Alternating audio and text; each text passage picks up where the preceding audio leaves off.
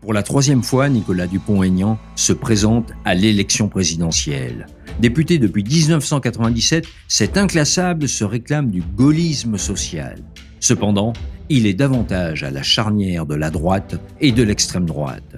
En 2017, il avait ainsi accepté de devenir le Premier ministre de Marine Le Pen dans l'hypothèse où celle-ci aurait été élue. Le candidat de Debout la France est aujourd'hui donné à 2%. Loin, très loin, derrière Marine Le Pen et Éric Zemmour. Bonjour Nicolas Dupont-Aignan. Bonjour monsieur. Nous sommes à 11 jours du premier tour, au moment où nous enregistrons cette émission.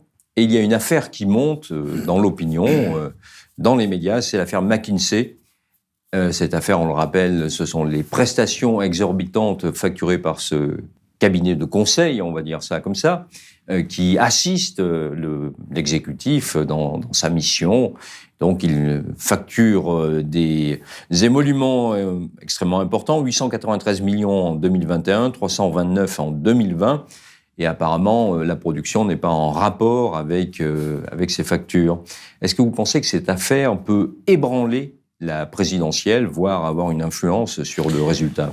Cette affaire, elle est symbolique de la Macronie. Et c'est en cela qu'elle est grave. C'est le démantèlement de l'État, parce que derrière tout ça, il y a le démantèlement de l'État républicain et il y a un conflit d'intérêts potentiel, gigantesque. C'est pas simplement les gaspillages. J'ai lu le rapport du Sénat, faut le lire pour le croire. Multiplié par 3,6 ou 7, donc près de 4 fois les dépenses pour les conseils en stratégie, qui représentent la moitié du milliard. Il y a 1 milliard de cabinets d'études, c'est déjà gigantesque, et il y a la moitié de conseils en stratégie, c'est-à-dire de conseils, des notes, voilà. Et ça a été multiplié par 4 quasiment en 3 ans. Et comme par hasard, c'est l'un des principaux, McKinsey, qui a aidé Emmanuel Macron à être président de la République, qui effectue des prestations gratuites pour l'Élysée, mais on croit rêver. C'est un cauchemar. Vous imaginez qu'un cabinet américain donne gratuitement des conseils à l'Élysée. Ça veut dire que s'il le donne gratuitement, il y a un retour quelque part. Moi, je connais pas de gens pour un rendu. Je connais pas de gens qui font des conseils gratuits. Ce serait merveilleux. Et c'est ce même cabinet McKinsey qui a fait la stratégie vaccinale française, alors même que McKinsey conseille Pfizer. Ce même Pfizer qu'on retrouve dans les activités d'Emmanuel Macron quand il était chez Rothschild, puisque c'est lui qui a fait la vente d'une partie de Pfizer à Nestlé, comme le révèle une enquête de l'Humanité d'hier. Donc ça fait quand même beaucoup. Il y a le gaspillage, mais il y a le conflit d'intérêts potentiel au sommet, et il y a le démantèlement de l'État. Parce qu'au même moment, personne n'en a parlé depuis 1 an ou 2. Parce que je sais que la haute fonction publique n'est pas populaire, que l'ENA n'est pas populaire, que les préfets sont pas populaires, mais... Vous êtes énarque, il faut le rappeler. Oui, mais et vous avez je veux été, dire, oui, en poste, mais démanteler chef de cabinet, la préfectorale, directeur de cabinet. on peut tout dire de l'État, mais on avait un État droit et honnête. Et c'est les hommes politiques qui n'ont pas contrôlé les hauts fonctionnaires. C'est pas les hauts fonctionnaires qui ont pris le pouvoir.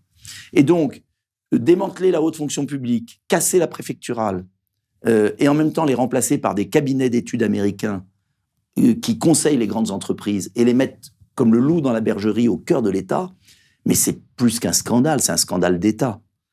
Et ce qui est incroyable, j'ai écouté Emmanuel Macron, c'est qu'il ne comprend même pas, ou il fait semblant de ne pas comprendre.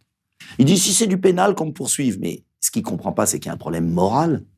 Oui, mais en même temps, il y a la réalité de ces prestations qui laisse quand même à désirer. Enfin, des jeux de rôle, le bateau des pirate, Lego, voilà. Le bateau pirate. Pire, mais c'est horrible. Quand vous pensez qu'ils ont dépensé 4 millions d'euros pour la réforme des APL qui a fait souffrir les étudiants en leur réduisant leur aide au logement. 4 millions d'euros. 48 millions d'euros, je crois. Oui, c'est-à-dire on a dépensé 4 millions pour enlever 5 euros par étudiant, on est bien d'accord. Et puis tout est comme ça. C'est la stratégie vaccinale pour vendre un vaccin qui n'est pas un vaccin. Non, mais ça veut dire quoi? C'est horrible. Mais ça veut dire que l'état d'esprit de l'exécutif, ça veut dire qu'il est pas... une absence de confiance dans la haute fonction publique. C'est pire que ça. C'est un manque d'idées, un manque d'imagination. Ça veut dire qu'il est au service d'intérêts étrangers et d'intérêts commerciaux. C'est plus l'État républicain, c'est l'État vendu. Mais c'est gravissime. Mais c'est abominable ce qui se passe. Mais il y a eu le parquet financier pour les... C'est-à-dire, vous êtes en train de me dire quand même qu'il y a une influence américaine à travers ce cabinet sur l'exécutif français. Bien sûr, bien sûr. Mais il y a eu un article du Monde qui n'est pas ma tasse de thé. Hein. On ne peut pas dire que je sois... vous lisez l'UMA, là, vous me citiez l'UMA aussi. Moi, je lis tout, malheureusement, c'est pour ça que je parfois... Il faut rappeler que le rapport sénatorial est à l'initiative d'une sénatrice communiste. Oui, mais qu'il est co-signé par un républicain. Oui. Donc, il est objectif. Ce rapport est accablant pour Emmanuel Macron. Je pense qu'on serait aux États-Unis ou en Allemagne, et Emmanuel Macron ne pourrait même plus être candidat. Il serait traduit, il y aurait le parquet financier qui interviendrait. Mais en France, le parquet financier n'intervient que pour le pouvoir contre les opposants. Moi, je suis d'accord que le parquet financier intervienne pour tout le monde. Et il devrait intervenir pour Emmanuel Macron tout de suite.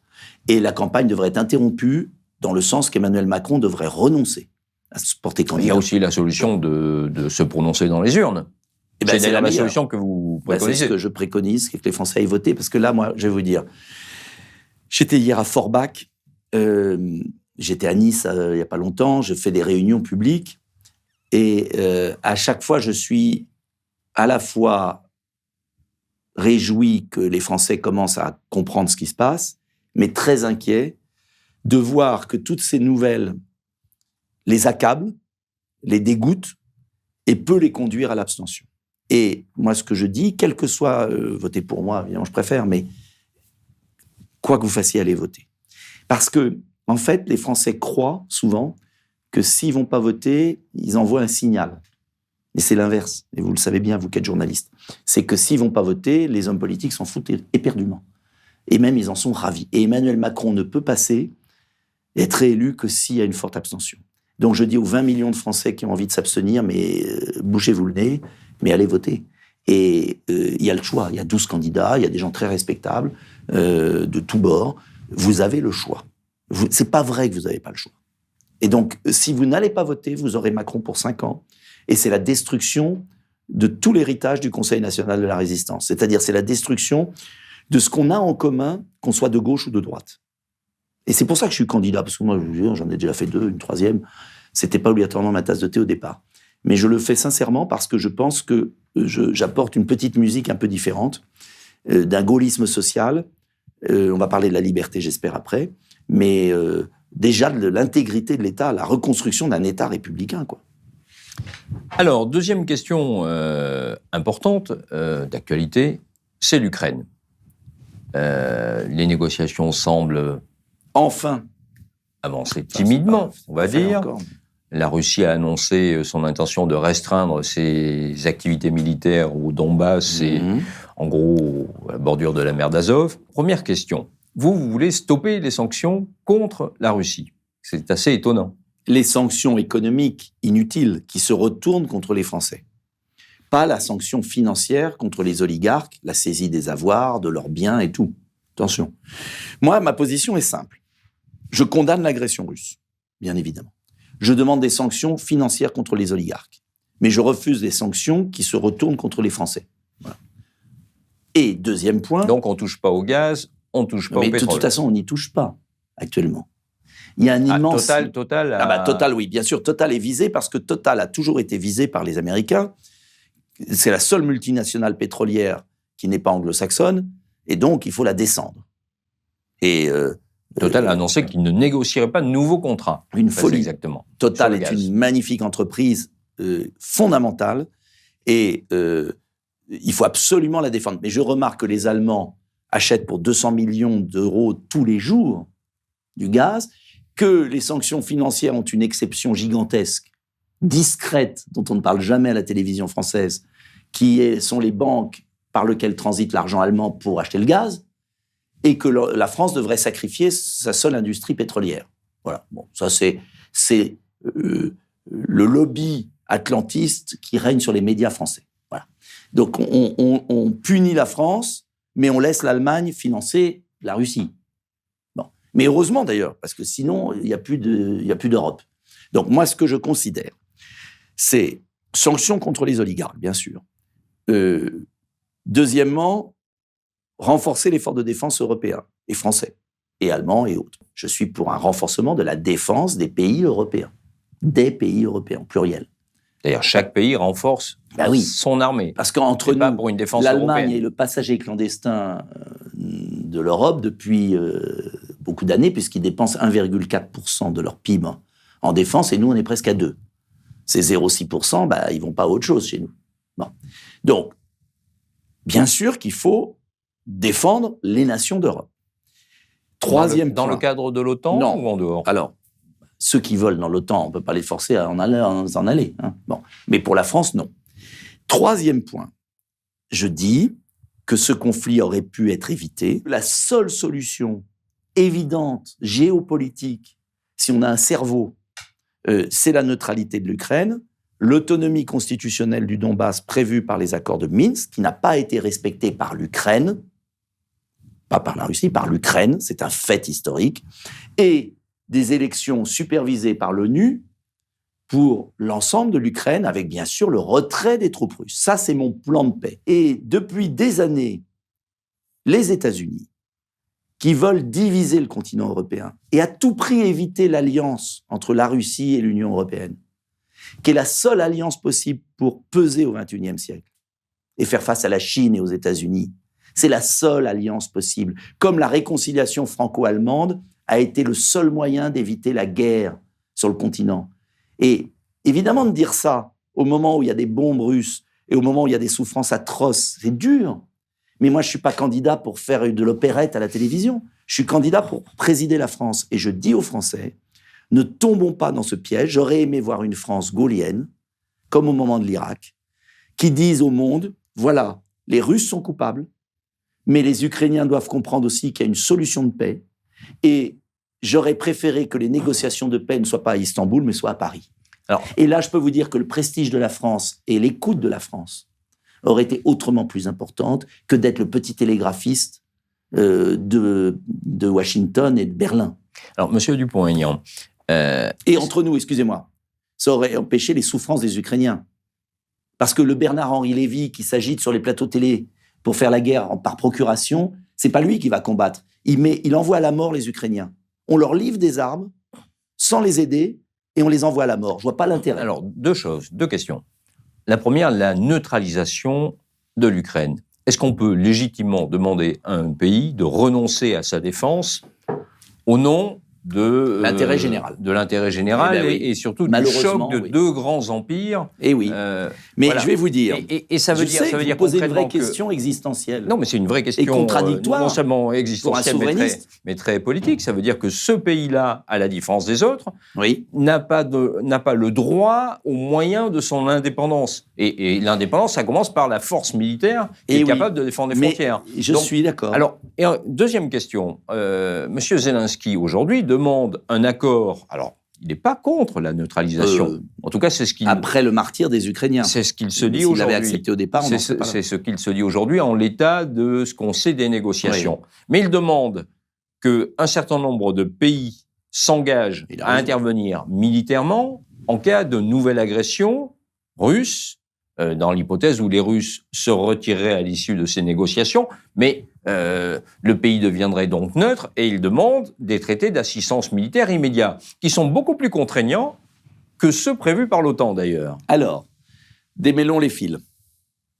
Vous posez une question tout à fait juste, de contradiction même, pour moi, souverainiste, de dire... Comment je peux dire, et c'est normal que vous posiez cette question, comment je peux dire que l'Ukraine doit être neutre alors que je suis attaché à l'indépendance de mon pays? Tout à fait juste. Mais malheureusement, il y a des exceptions à la règle. Et je vais vous dire pourquoi. Quand Cuba devient communiste, Fidel Castro, il veut amener des fusées russes à Cuba. Khrouchtchev envoie un bateau avec des fusées russes. Parce qu'il y a des missiles américains en Turquie qui menacent l'Union soviétique à cette époque. On oublie trop souvent de le rappeler. Vous avez raison. Très juste. Mais malgré tout, il veut amener aux portes des États-Unis, à 300 km de Miami, des fusées russes. Kennedy déclenche quasiment la guerre nucléaire, comme Poutine a déclenché l'horrible guerre d'Ukraine. C'est-à-dire que les Américains considèrent qu'ils ont un espace vital autour d'eux et qu'ils ne peuvent pas accepter que les Russes mettent des fusées nucléaires à 300 km de Miami, dans les mains de Fidel Castro. Mais nous-mêmes, aujourd'hui, nous sommes menacés par les missiles russes à 5000 km. Tout à fait. Mais déjà là, et heureusement, on a un homme raisonnable en Russie, Khrouchtchev, qui renonce.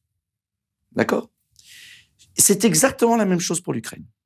La Russie considère que l'Ukraine a été russe quand même 3 siècles, ce qui est un peu vrai. Il faut quand même le reconnaître. Pas toute la Russie, une grande C'est partie. le berceau historique du peuple russe. On est à une zone de fracture entre le monde slave et le monde occidental. Voilà la réalité. Je dis, il vaut mieux que l'Ukraine soit neutre comme Cuba n'a pas reçu de missiles. On peut quand même à un moment éviter la guerre mondiale et éviter la saignée du continent en étant intelligent, en trouvant un compromis pour cette zone qui a été russe pendant 3 siècles, qui a pris son indépendance en 91, qui mérite d'avoir son intégrité territoriale. Il ne s'agit pas de tuer l'Ukraine, il s'agit de la sauver par un compromis. L'Autriche est neutre suite à un compromis entre le pacte de Varsovie et l'Occident, après la Seconde Guerre mondiale. Il y a des anomalies. Mais est-ce qu'il vaut mieux pas une anomalie pacifique qui sauve des vies, plutôt que de voir le continent européen partir dans un délire qui va aboutir à pousser la Russie dans les bras de la Chine et pousser une partie de l'Europe dans les bras des États-Unis et avoir une Europe impuissante. Je suis désolé, je sais que c'est dur, mais je dis aux Ukrainiens, il vaut mieux accepter la neutralité et consolider votre État. Vous êtes tout neuf, 91, vous avez conquis votre indépendance, vous êtes courageux, vous souffrez un martyre. Je veux éviter vos souffrances et trouver un compromis. Alors évidemment, ça ne peut pas être très populaire à la télé. Ah oui, quand on voit des images... Même chez les Ukrainiens, je ne pense pas que ce soit très populaire. Mais en attendant, ils ont quoi, les Ukrainiens ? Le martyr. Ils ont un chef d'État qui fait beaucoup de communication, mais qui les a entraînés dans un drame. Donc, Zelensky... Ce qu'ils réclament, eux, c'est des armes aujourd'hui. Oui, bah oui, en attendant, ils déclament des... Non, mais soit on donne des armes avec des soldats...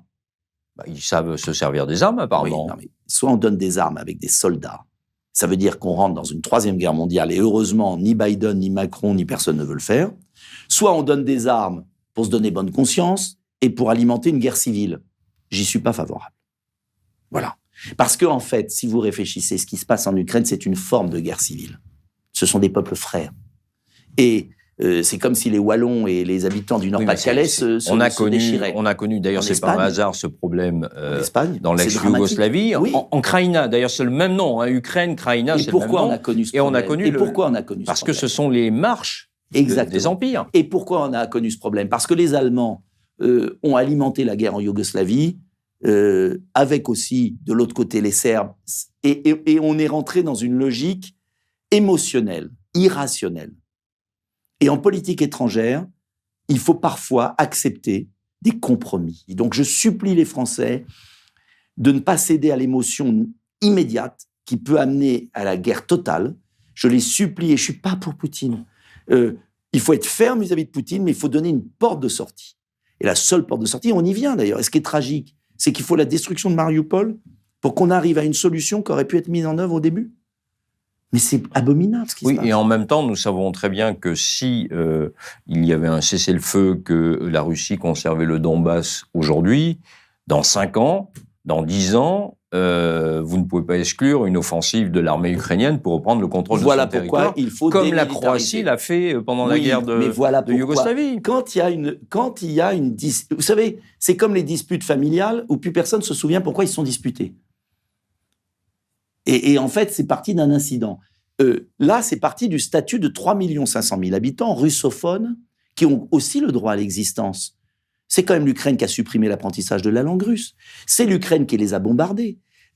Après, les Russes sont venus aussi, il faut être honnête. Les torts sont partagés. Moi, je ne suis ni pro-russe, ni pro-ukrainien. Et j'aurais aimé que la France... Vous êtes quand même d'accord qu'il y a un agresseur, là, en la circonstance. Oui, l'agresseur russe. Mais il y a aussi eu un agresseur ukrainien contre les populations russophones du Donbass. Je suis désolé, c'est la réalité. Mais on n'a pas le droit de le dire en France. On n'a pas le droit. On est arrivé dans un... La preuve, vous le dites, là. Oui, devant vous. Mais quand je le dis dans une chaîne de télé, il faut voir, on m'aboie dessus, c'est tout juste si je suis pas... Alors, Poutine, c'est quoi ? C'est un dictateur ? Poutine, c'est un autocrate. C'est de la catégorie juste en dessous, voilà. C'est ça ? Oui, parce qu'il a quand même été élu par les Russes. Alors, on peut dire que ça a été truqué, que ça a été machin. Il a quand même été élu par les Russes. Il y a une dérive du pouvoir poutinien, c'est une évidence. Mais je vais vous dire, comme le disait Churchill, je ne regarde pas les chefs d'État parce que sinon, je fais rien. Parce que je vois que on est en train... Vous allez me rappeler que De Gaulle négociait avec Staline. Bon, oui, et heureusement qu'on a négocié avec Staline contre Hitler. Parce que si on n'avait pas choisi entre Staline et Hitler, on aurait Hitler. Et on serait allemand aujourd'hui, et nazi. Donc, il y a un moment, moi, je négocie avec qui j'ai. Et c'est le chef d'État d'une grande puissance, la Russie, qui mérite d'être respecté aussi. Et qui a agressé, qui a commis une très grave faute. Je pense que Poutine a commis une faute pour lui et pour la Russie.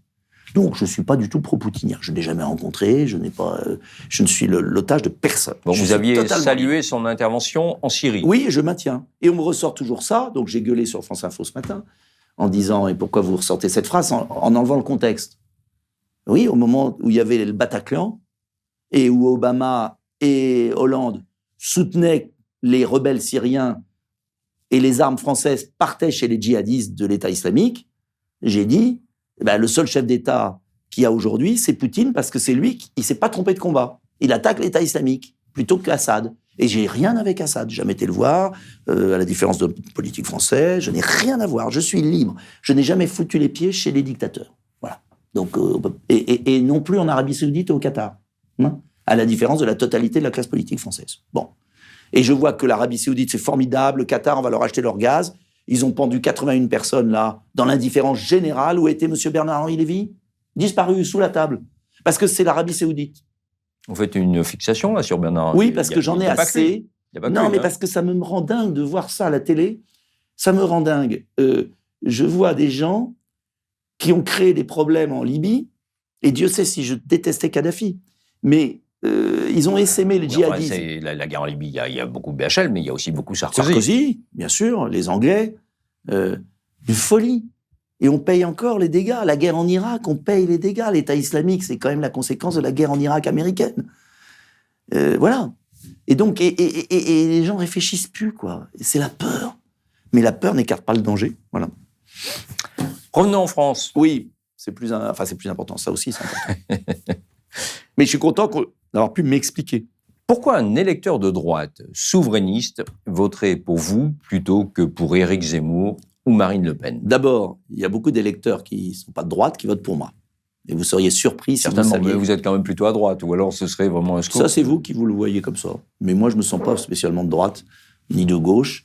Et c'est marrant parce que quand on fait les analyses électorales des quelques personnes qui votent pour moi, parce qu'on me rabaisse toujours à 2%, mais les 4,7% que j'ai fait, près de 2 millions de Français, et ces 2 millions, quand vous regardez, c'est très intéressant, et ils ne viennent pas que de droite, loin de là.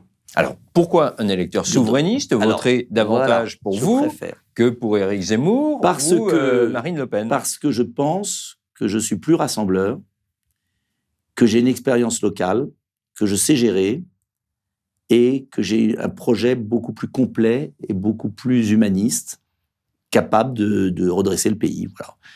Je ne veux pas le diviser. Voilà.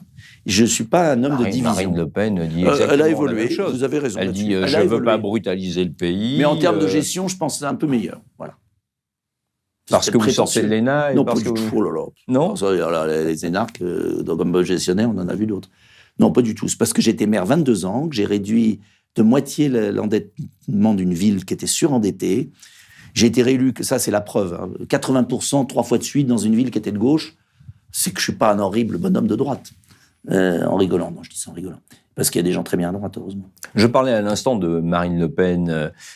Elle est un peu responsable de vos malheurs. Il y a un an, on vous donnait à 7% d'intention de vote. 7%. C'est-à-dire que vous étiez plus haut que les 4,7% que vous avez. Oui. Bon. Les sondages, ça va, ça vient. Là, ça va parce plutôt. Oui, mais attendez. Ça vient. Là, vous êtes aujourd'hui donné autour de 2%. 2-3. Alors, exactement. Attendez, c'est intéressant. Je suis exactement au même stade que j'étais en 2017 dans les sondages. Voilà. Et j'ai fait 2 fois plus. Bon. J'espère faire beaucoup plus. Non, mais dans l'intervalle, il s'est passé 2 choses. Oui. Il y a une partie de vos cadres non, mais ça, c'est rien du tout. Non, mais qui sont partis au Rassemblement national, c'est vrai. Il y a une partie, il y a 134 mais c'est complètement faux, ça a été répété. Et on me le ressort un an après. Mais des cadres qui partent d'un parti, Marine Le Pen en a eu, alors beaucoup plus que moi. Bien sûr. Tous les partis, il y a des transferts, des départs. C'est un épisode. C'est un épisode, mais c'est un épisode qui vous a quand même incontestablement un peu affaibli. Non, et l'autre épisode, franchement, attendez, je termine ma question. L'autre épisode, c'est l'apparition d'Éric Zemmour. Alors ça, c'est un vrai qui épisode. occupe un espace ça, politique. c'est autre chose que le départ de trois zigotos. Qui occupe un espace politique que, quelque part, vous aviez commencé à préempter. Alors, est-ce que vous n'êtes pas fait doubler sur la ligne d'arrivée? Oui, peut-être, on est franc, hein, on va pas... peut-être, mais en même temps, ce qui est curieux, si vous voulez, je me suis à la fois fait doubler sur une partie d'un électorat qui me faisait confiance et qui croit qu'Éric Zemmour va être meilleur, mais je pense, j'ai déjà des retours de gens qui étaient partis chez Zemmour et qui reviennent. C'est drôle. Et pourquoi ils reviennent? Là, ils n'ont plus que 10 jours pour venir chez vous. Mais ils reviennent, et vous verrez. Pourquoi? Parce que, en fait, l'opération d'Éric Zemmour, je ne sais pas, on verra ce qui va se passer, semble avoir échoué, mais moi, je me méfie des sondages.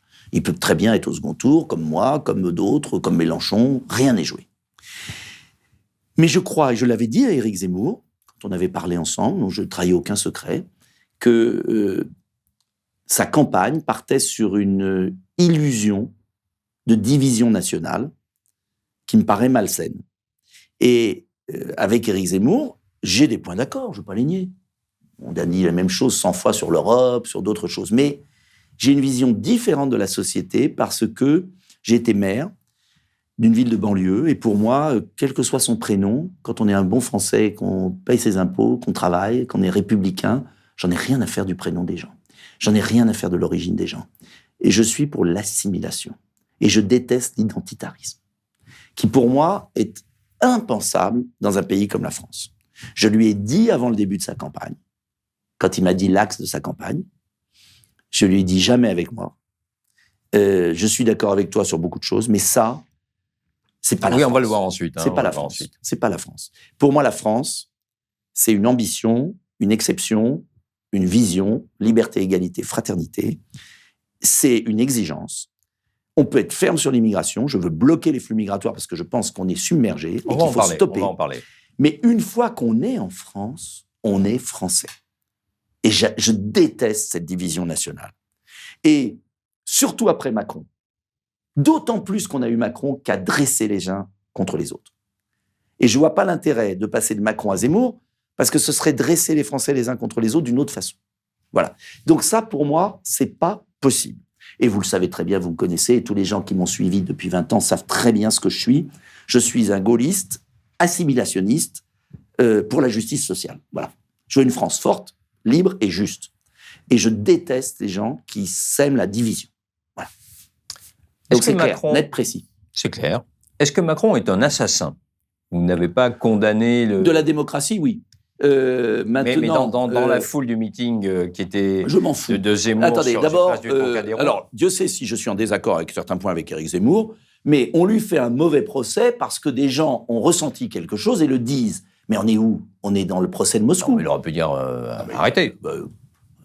D'abord, quand il y a une foule comme ça qui dit quelque chose, vous ne l'arrêtez pas. Et puis, deuxième point, franchement, alors Dieu sait. Marine Le Pen s'est empressée de condamner cette attitude. Mais moi, je ne condamne pas les Français qui pensent. Voilà. Là, on peut refaire beaucoup de reproches à Emmanuel Macron. Assassin, on peut en discuter. C'est pas le terme que j'emploierais, mais vous savez, quand on voit les maisons de retraite où on a administré du Rivotril parce qu'on a refusé d'autoriser des médicaments qui auraient sauvé des vies, quand on voit ce jeune dont la justice vient de déclarer irresponsable assassin, Timothy, on peut comprendre aussi qu'à un moment, les Français n'en puissent plus.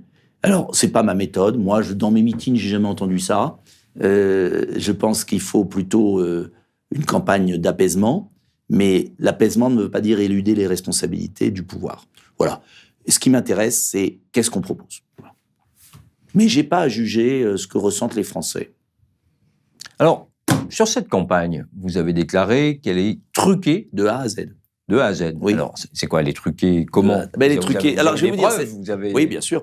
Les résultats vont alors, être cette expression, falsifiés. Non. Alors, cette expression, elle vient d'une citoyenne que j'ai croisée il y a 15 jours. Je raconte toujours la même histoire parce que ça vient de là.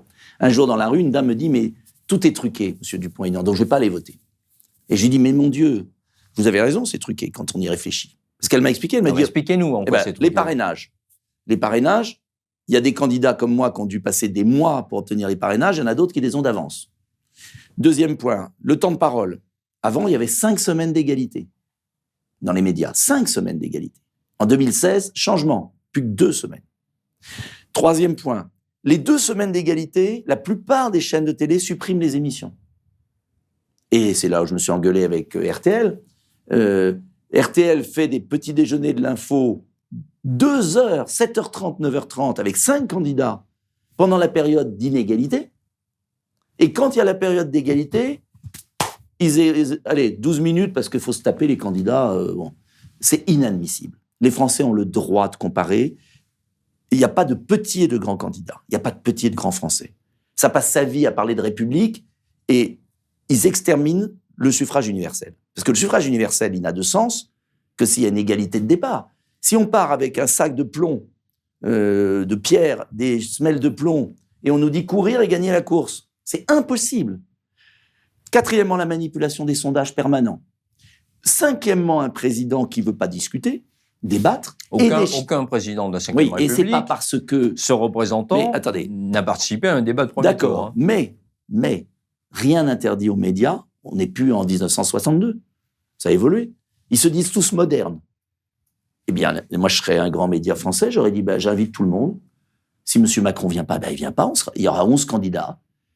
Et puis, si Mme Le Pen ne veut pas venir parce qu'il n'y a pas M. Macron, elle ne vient pas. Et puis, on fait avec ceux qui sont là, je peux vous dire qu'ils vont vite rappliquer. Hein. Parce que les Français attendent de l'échange, de la vie, de la démocratie. Et voilà pourquoi ils disent c'est truqué. C'est une fausse course.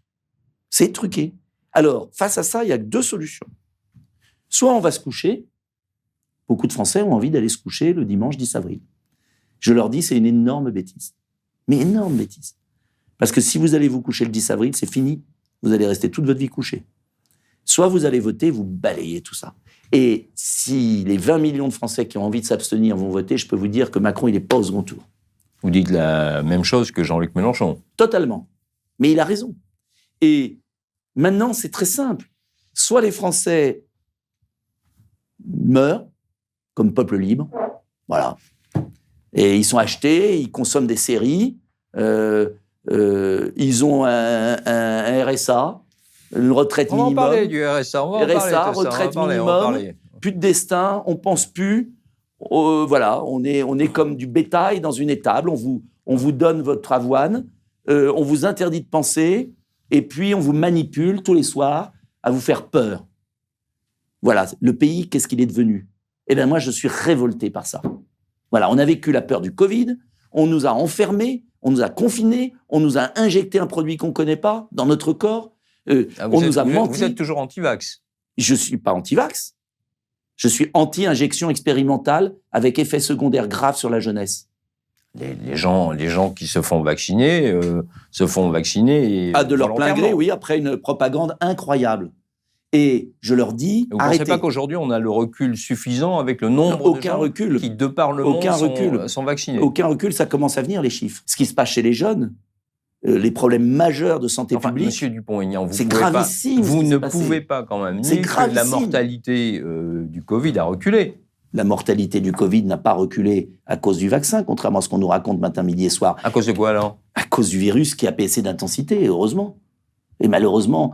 J'aurais aimé que le vaccin marche, mais j'aurais adoré. Il y a un recul des formes graves. Mais oui, mais c'est grâce au vaccin. Mais non. Sur les formes graves, on s'aperçoit qu'il y a beaucoup de gens qui meurent triple vaccinés. Et pourquoi? Il y a beaucoup de gens qui meurent aussi parce qu'ils ont d'autres affections, d'autres pathologies qui font qu'ils décèdent. Voilà. Ben oui. Et d'ailleurs, si on dissociait mort du Covid ou avec le Covid, on verrait que la mortalité n'est pas la même. Mais au-delà de ça, je ne nie pas les morts qu'il y a eu. Simplement, ce sont des gens qui sont fragiles, soit obèses, soit avec des fragilités, d'autres morbidités, et qui sont réellement morts, et c'est un drame. Mais ce que je regrette, c'est qu'on ne les ait pas soignés précocement par des médicaments qui existent. Je regrette qu'on ne les ait pas protégés par des masques FFP2, qui étaient les seuls protecteurs, et qu'on leur ait fait croire, parce que vous êtes vacciné, que vous pouvez aller dans le train, vous pouvez aller n'importe où, vous pouvez faire n'importe quoi. Moralité, on a envoyé des gens à la mort. Donc, pas parce qu'ils étaient vaccinés, parce qu'en fait, on n'a pas analysé la réalité de cette épidémie. Je ne dis pas que c'était facile au début, attention. Le premier confinement, je l'aurais accepté, je l'aurais fait. Donc, je vais être très franc. Le premier confinement, oui, moi je me souviens qu'à l'époque, et j'étais le premier à avoir des masques. Où vous déploriez l'absence de masques. Oui, Et je leur ai fait. Et j'ai été moqué par quotidien parce que je vais porter un masque à l'Assemblée. Et aujourd'hui, on s'aperçoit des effets secondaires, notamment chez les jeunes. Et je supplie les gens d'arrêter la vaccination des jeunes qui ne risquent rien du Covid. Après, les personnes âgées... C'est aux gens de décider. Ah ben oui, mais je suis pour la liberté. Mais en revanche, c'est même le slogan, vous êtes pas foulés entre nous. Le slogan de campagne, c'est choisir la liberté. Vous connaissez quelqu'un qui dit choisir la dictature ? Eh bien, écoutez, sur le confinement, on a choisi le confinement. Et sur la liberté, je veux réintégrer les soignants exclus, les indemniser, traduire en haute cour de justice les responsables politiques. Et qui ? Ce que M. Véran devra répondre devant la haute cour de justice. Et quatrième point, je veux absolument supprimer tout pass sanitaire et vaccinal, reconstruire l'hôpital public, supprimer la tarification à l'acte, lutter contre les déserts médicaux réellement, c'est-à-dire prendre à bras-le-corps la question de la santé publique en France, la prévention de la médecine scolaire. L'obésité est un facteur aggravant incroyable du Covid. Pourquoi il y a eu tant de morts aux États-Unis et au Brésil ? Et donc, pourquoi il y a eu tant de morts dans les quartiers populaires ? Une nourriture industrielle à bas coût. Et oui. Et donc, il faut peut-être à un moment traiter la cause et pas instrumentaliser la peur. C'est horrible ce qui s'est passé. J'aurais pas été candidat, je pense, franchement, à la présidentielle. Éclaircissons le problème. J'aurais pas été candidat à la présidentielle s'il n'y avait pas eu la crise du Covid. Est-ce que vous niez que le vaccin protège, dans une certaine mesure, des formes graves de la maladie ? Je suis très sceptique. C'est pourquoi, n'ayant pas toutes les preuves, je dis, et j'ai toujours dit, si vous reprenez toutes mes déclarations, liberté de vaccination, vacciner les gens fragiles et les personnes âgées à titre de précaution, en l'absence d'autres informations, mais surtout pas ceux qui ne risquent pas de mourir du Covid. Mais ce que je regrette, et il y a une seule chose que je sais, c'est qu'il y a eu des dizaines d'études qui prouvent que l'ivermectine a une influence formidable, si elle est prise à temps, dans certaines conditions, il n'y a pas de miracle. J'ai été sauvé moi-même par l'ivermectine et des dizaines de personnes que je connais ont été sauvées par l'ivermectine. La démonstration scientifique reste encore à apporter. Pas vrai, quand vous regardez les études, vous avez un site. Eh ben oui, mais vous avez un site. Vous avez un site où il y a toutes les études. Vous regardez sur Internet, j'ai plus le nom en tête, où il y a toutes les études sur l'ivermectine. Vous trouvez, tapez. Et alors il y a un autre domaine où alors là, on peut pas douter de ce que je dis parce que ça c'est prouvé. C'est la vitamine D. L'Académie de médecine, c'est pas moi, c'est pas M. Dupont-Aignan, c'est l'Académie de médecine de France, mai 2020, prouve que les gens qui ont le bon taux de vitamine D ont beaucoup moins de chances de mourir du Covid. Ça, c'est un fait. Il y a des études israéliennes, c'est partout dans le monde. Quel est le seul pays, un des seuls pays, où le ministère de la Santé a été debout sur le frein, à jamais en parler ? Pourquoi ? Pourquoi en Angleterre ? Parce que moi, je vais vous dire, parce qu'il fallait fourguer les vaccins. Parce qu'il faut gagner du fric avec les vaccins. Et vous réduisez la vaccination à une simple opération commerciale de Pfizer ? Ah ben, je suis convaincu que c'est une opération financière. Bien évidemment. Et je dis que... Il n'y a absolument pas de souci sanitaire. Si, attendons, soyons précis. Que l'on vaccine des gens fragiles qui peuvent mourir du Covid et qui ont un fort taux de mortalité du Covid, pourquoi pas ? Mais il y a aussi des gens pas fragiles qui sont morts du Covid parce qu'il n'y avait pas de vaccin. Très peu, si vous reprenez toutes les statistiques, très peu. Et s'ils avaient été soignés, comme le disait le professeur Raoult, eh bien, je peux vous dire qu'on n'en serait pas. Le professeur Raoult, le professeur Raoult, il a eu raison sur tout. Il vient d'écrire un courrier où il reconnaît avoir enfreint la loi dans le cadre des essais cliniques faits à l'IHU. Attendez, le professeur Raoult, je le mettrais ministre de la Santé. C'est ce que vous avez dit, mais est-ce que c'est le bon choix ? C'est un des plus grands scientifiques qui a sauvé des dizaines... Sur la chloroquine, il s'est planté, pardon de vous le dire. Pas du tout. Ça a sauvé, regardez en Afrique, ce qu'il a fait, c'est formidable. Ah là là. Mais bon, c'est comme ça. Il a été assassiné par le lobby financier pharmaceutique français qui tient le pouvoir sans aucun doute. Et je le dis comme je le pense, il va falloir nettoyer le ministère de la Santé et enlever les consultants McKinsey, qui font des jeux de rôle, le bateau pirate, au ministère de la Santé. Vous vous rendez compte qu'on a payé un fonctionnaire, on a payé un McKinsey. Que McKinsey intervienne dans cette affaire n'invalide pas les résultats scientifiques qui valident le vaccin. Mais j'ai une autre opinion. C'est la vôtre. J'ai parcouru votre programme et d'abord, une remarque d'ordre général. J'ai l'impression que c'est une espèce de mix entre, d'un côté, le programme de Mélenchon sur un certain nombre de thèmes, et de l'autre, le programme de Zemmour sur d'autres thèmes qui sont la sécurité et l'immigration. Vous n'êtes pas trompé. Donc vous êtes à la confluence des deux, quoi. C'est moi. Moi, je suis un gaulliste de progrès. Voilà. Bon, L'ordre et le progrès. on va parler d'abord pouvoir d'achat. La retraite à 65 ans, Non. vous restez à 62 ? Je bouge pas. J'aimerais descendre à 60, mais on peut pas financièrement. Mais 62, pourquoi pas 65 ? Je veux vraiment que les gens comprennent. 30% de taux d'activité des 60-65. D'accord ? 70% de taux d'activité en dessous de 60 ans. Ça veut dire quoi ?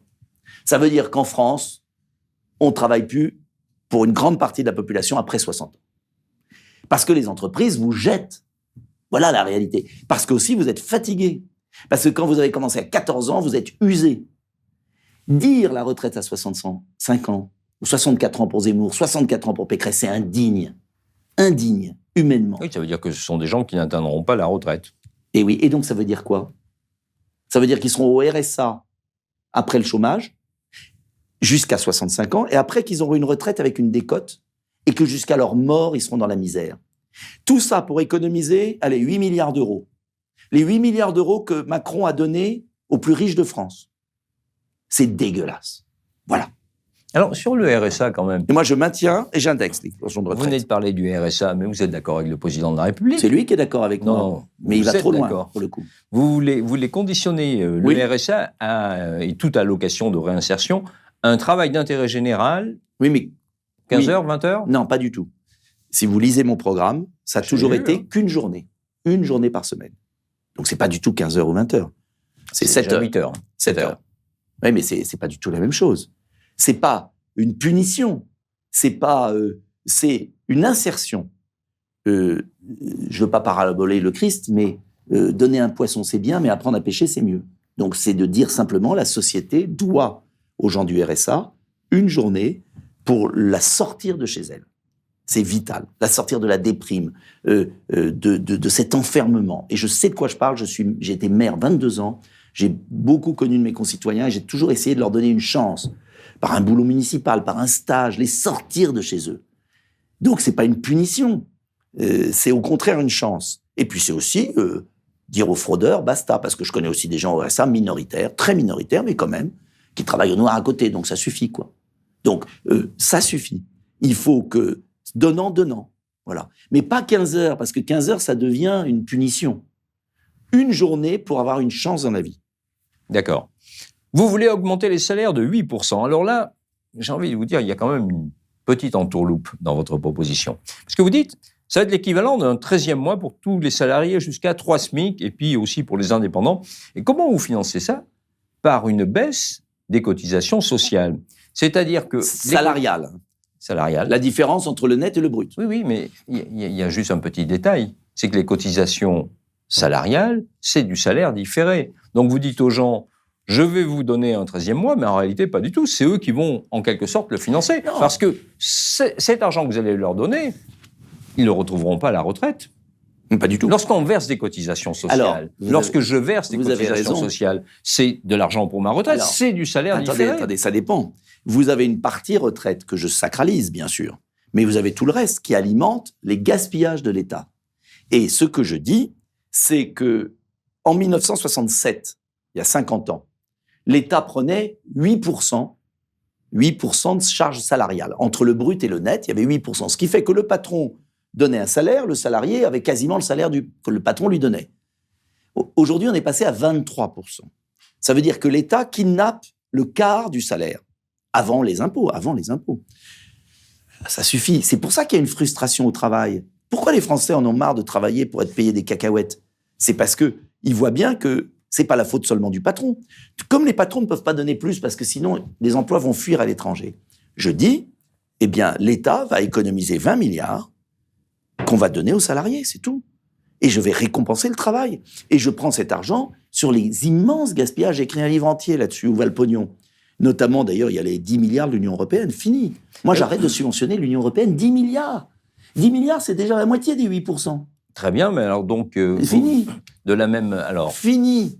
très bien. J'arrête de payer une organisation qui nous délocalise les usines, qui donne de l'argent à la Turquie, qui paye Madame van der Leyen. C'est fini. Donc, je suppose que vous ne voulez pas des 40 milliards du plan de relance européen. Surtout pas, parce qu'ils vont nous coûter 67.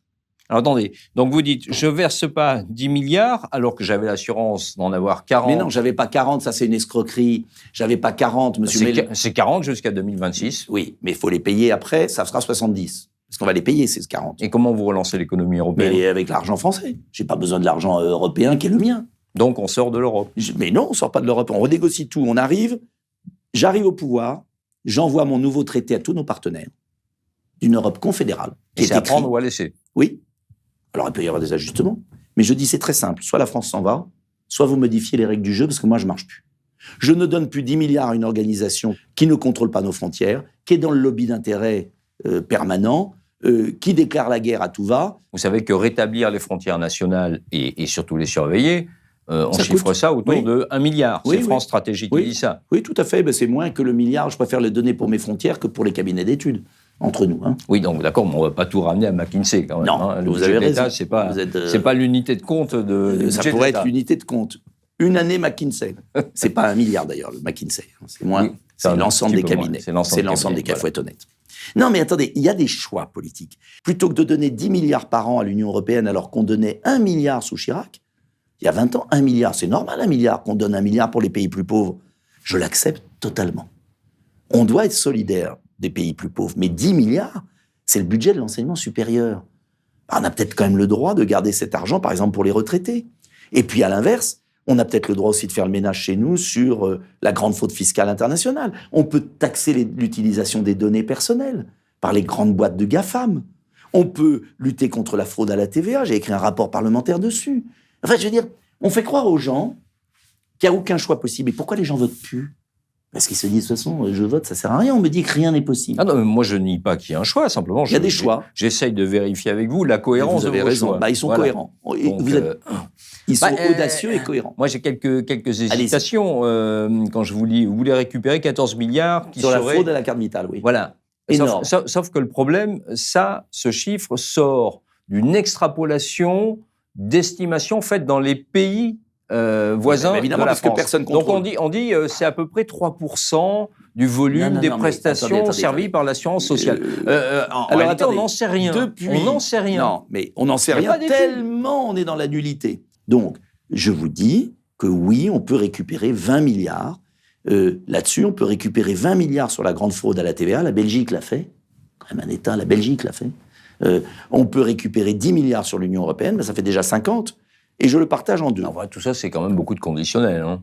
Mais à quoi sert la politique si c'est pas d'aller dans une direction qui n'existe pas aujourd'hui ? Mais on va jamais régler les problèmes.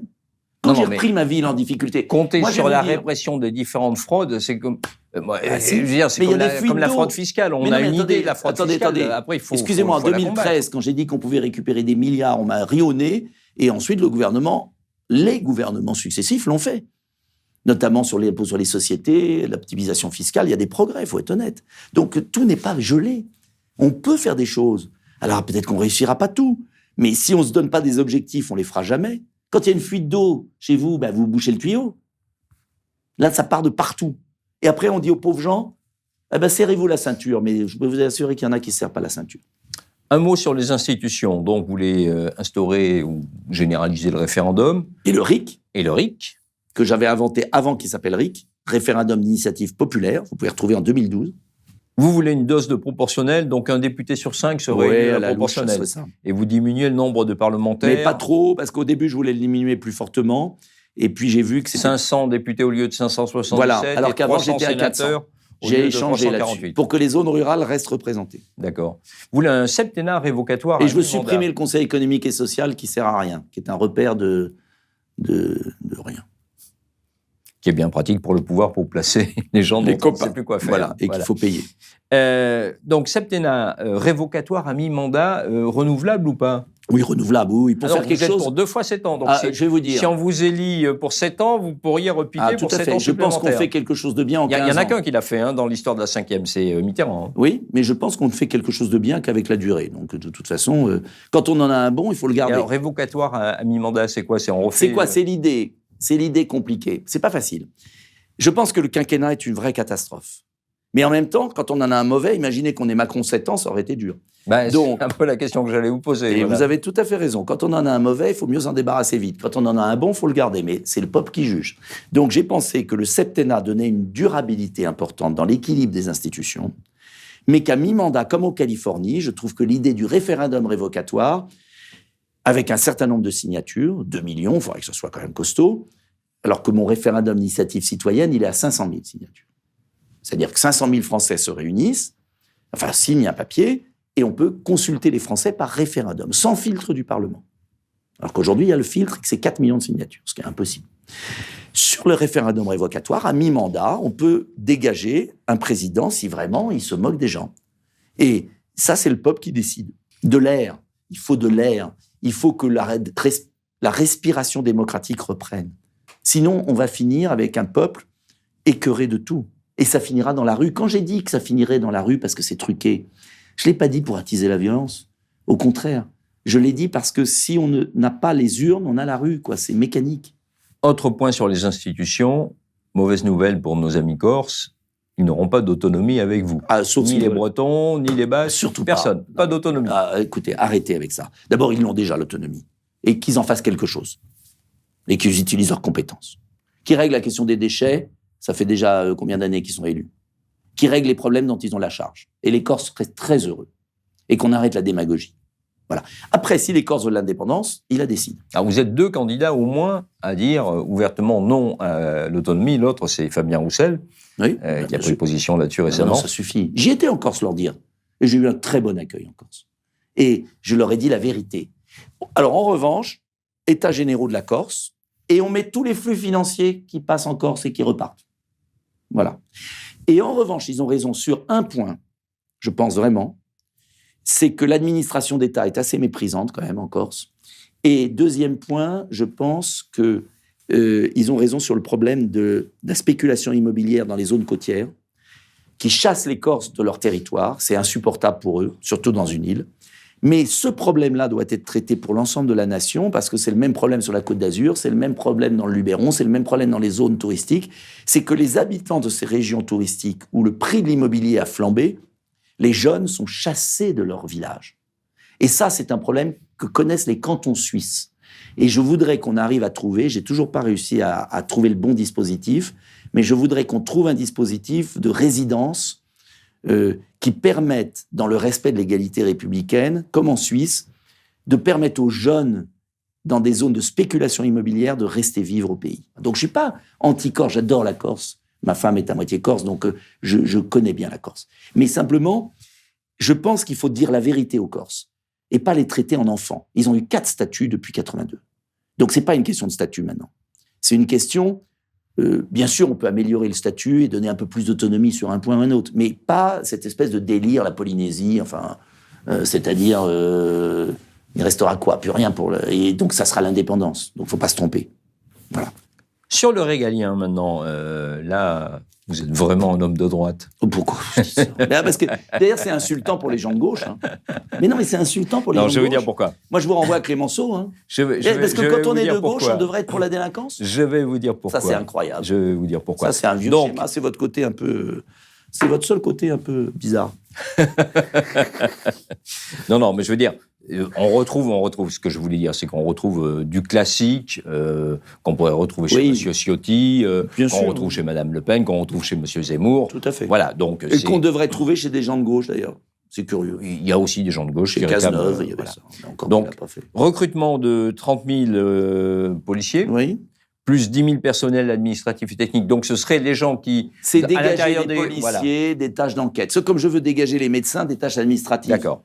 Voilà, plutôt que de former un policier ou un médecin qu'on n'arrive pas à former, déjà, si on lui enlevait toutes les tâches annexes, ça serait quand même pas mal, il aurait le temps, quoi. Alors, vous n'êtes pas derrière la caméra, là. Vous ne faites pas les deux à la fois. Non. Bon, alors. Le policier doit faire les deux à la fois, c'est pas possible. Alors, une proposition un peu plus inquiétante, c'est l'expérience des voisins vigilants. Vous voulez généraliser ce système. Alors, c'est dans mon programme, je me souvenais plus. Si, c'est dans votre programme. Oui, parce que je l'ai fait dans ma ville. Et on se dit, bon, le voisin vigilant, c'est quoi? C'est des milices c'est locales. Vous l'avez dans mon programme, je me souvenais plus que ça y était. Si. Pourquoi? Parce que je l'ai fait dans ma ville. Et c'était pas de la délation, c'était simplement qu'on avait mis en place un dispositif d'alerte sur les cambriolages, parce que vous savez qu'il y a énormément de cambriolages dans le pays, et donc il y avait un système d'alerte de prévenir quand il y avait un danger de cambriolage, et ça a aidé beaucoup à enlever les cambriolages. Voilà, mais enfin c'est pas... Je vous rappelle quand même, votre programme voulait faire une réserve opérationnelle unique composée de citoyens... Ah oui, la garde nationale, oui. Voilà. Oui, à la Une Suisse. garde nationale. À la Suisse, à l'américaine, oui. D'accord. Oui, je crois qu'on est acteur de notre pays. Et mon successeur a fait un truc super, il a fait une je sais pas comment il appelle ça, une réserve de la sécurité civile. C'est-à-dire il a pris, je crois qu'ils sont une 50aine de citoyens qui sont formés aux gestes de premier secours, aux gestes d'inondation, aux gestes de catastrophe de toute sécurité civile, qui ont un t-shirt orange, et qui sont formés. Et c'est génial. Et moi, je pense que les Français peuvent être acteurs de leur pays. Voilà, il ne s'agit pas de tomber dans la délation vichiste, hein, rassurez-vous. Vous voulez des peines planchées pour les récidivistes, oui, et ceux qui agressent les forces de l'ordre. Oui, et je veux surtout changer la récidive. C'est-à-dire ? C'est-à-dire, je veux le système des Pays-Bas, où dès le premier acte de délinquance, on va en prison. Pas la prison française, hein. Des centres j'allais dire, de rééducation. C'est pour ça d'ailleurs que vous prévoyez 40 000 places supplémentaires de prison. Voilà, qui ne sont pas des prisons à la française, hein, heureusement. C'est des anciennes casernes, ça peut être en milieu ouvert, mais c'est de dire, vous avez volé un portable, vous payez une réparation, 8 jours, mais attendez, pourquoi je dis ça ? Donc les Balkany ne pourraient plus être avec leur bracelet électronique, qui seraient en prison. Sûr, tout à fait. Et s'il y avait été plus tôt, d'ailleurs, ils y seraient moins longtemps. Ce que je veux par là, c'est la stratégie de la dissuasion de la peine et de l'exemple. Et regardez aux Pays-Bas, ils ont inversé complètement le système. Dès les premiers actes, vous allez en prison. Mais ils ont cassé la délinquance et aujourd'hui, leurs prisons ne sont pas pleines. Alors, comme il va s'agir de conclure, mais quand même, on va prendre le temps d'en parler parce que c'est très important, sur l'immigration. Alors, j'ai une question simple. Est-ce que vous croyez au grand remplacement ? Je n'aime pas ce terme qui me paraît excessif, mais je crois au danger d'une absence d'assimilation, d'une communautarisation, d'une libanisation du pays. Voilà. Et je pense qu'il y a un remplacement progressif qui peut se faire, qui est préjudiciable au pays. C'est l'histoire de notre pays, quand même. C'est l'histoire des hommes. On a les Vikings, les Germains, les Celtes, les Grecs, les Romains. D'accord, mais on n'est pas obligé de Visigoths. devenir... J'ai pas envie de vivre en Arabie Saoudite, en France. Voilà, je parle franchement. Bon. Donc, personne n'a envie de ça. Ah bah oui, mais on va y arriver, si on continue comme ça. Donc, ce que je veux dire, c'est qu'il y a un moment, quand pendant des années, il y a eu trop d'immigration, qui tue l'immigration, si je puis dire. C'est comme l'impôt, trop d'impôt tue l'impôt, trop d'immigration tue l'immigration. On dit stop, on appuie sur pause. Et pendant ce temps-là, on assimile, on remet de l'ordre, on ferme les mosquées dangereuses, on expulse les gens clandestins, et ensuite, on digère, on assimile sur les valeurs républicaines. Alors, égalité de l'homme et de la femme, par exemple. Parmi les valeurs républicaines, il y a le droit du sol que vous voulez supprimer. Supprimer, oui. J'étais très pour le droit du sol longtemps. Et aujourd'hui, je regarde l'exemple italien. Et l'Italie n'a pas de droit du sol. Et ça a évité quand même une augmentation de l'immigration. Parce qu'en Italie, ils sont très forts. L'immigration passe. Mais elle va chez les autres. Mais expliquez-moi comment les immigrés font à ce moment-là pour s'assimiler. À 18 ans, mais ils s'assimilent très bien. À 18 ans, il y a la naturalisation. Mais il y a la naturalisation. Une fois que j'ai appuyé sur le frein, parallèlement, bien sûr, assimilation maximum. École, bourse scolaire, apprentissage du français, relance économique, aménagement du territoire, politique de la ville. Bien sûr qu'il faut assimiler. Chacun sa chance. Et j'en ai rien à faire de la couleur de la peau, de la religion. Mais en revanche, on va dans le même sens. Voilà. Eh bien, ce sera le mot de la fin. Eh bien, merci beaucoup. Merci, Nicolas Dupont-Aignan. Merci.